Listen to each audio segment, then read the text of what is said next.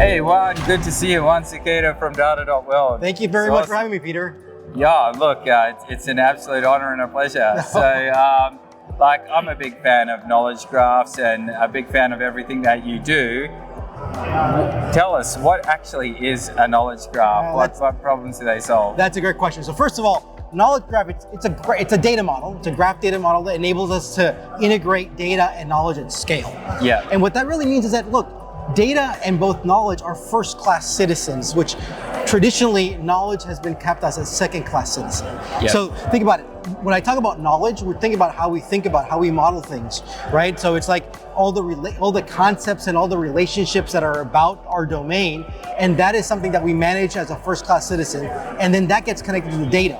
Now, what's really interesting about the graphs is that it's this very flexible data model that enables us to integrate data from all types of heterogeneous sources, from structured, from semi-structured, from unstructured, metadata, like you can put anything together.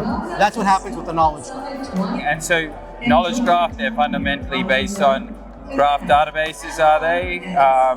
Are you seeing a big uptick in the use case of graph when it comes to sort of data catalogs and products such as data.world itself? Yeah, for sure. So yes, it's with graph databases have been kind of a part of that, and they've kind of also been in the industry for so long. And we're seeing that uptake right now. But I think it's not just about the graph databases. You can do knowledge graphs without having a graph database around that. I think one of the things that we're seeing right now is that you want to be able to overlay or put that knowledge graph layer on top of your structured SQL databases. Sure. A lot of your data is in SQL, and that data is not going to go anywhere. So you want to be able to virtualize that relational SQL data as if it were a knowledge graph. And that's a lot of the work that has been done. That was a lot of the work that I pioneered in my research, my PhD a long time ago. And that's what we're starting to go see, that uptake right now. And I think what's also really important is that what the knowledge graphs enable us to do is to deal with the known use cases of today, but also those unknown use cases of tomorrow. So when you think about like the traditional SQL world, you have to kind of come up with all the requirements right now, and making changes after that is cumbersome. The knowledge graph flexibility enables us to be very flexible for things for the unknowns of tomorrow. That sounds awesome. And speaking of the unknowns of tomorrow, generative AI use cases, we see that with RAG, knowledge graphs are becoming incredibly powerful in this space.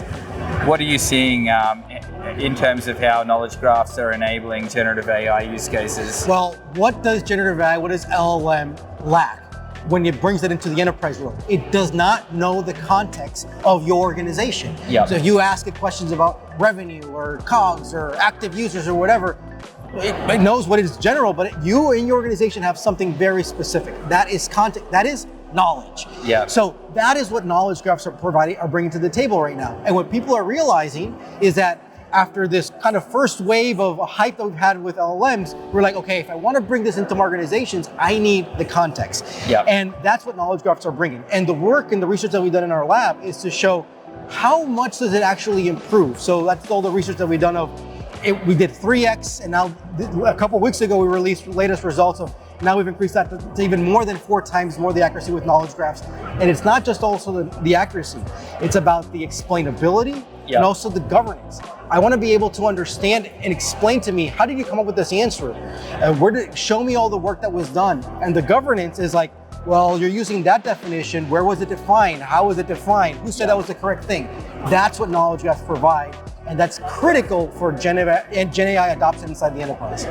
Sounds incredible. Sounds like we should all be looking towards knowledge graph to help us in our journey. I tell everybody very specifically, if you want to bring Gen AI and large language models into your organization and you want to have adoption that you can trust, you must invest in semantics and knowledge graphs. If you do not invest in semantics and knowledge graphs, you're going to fail.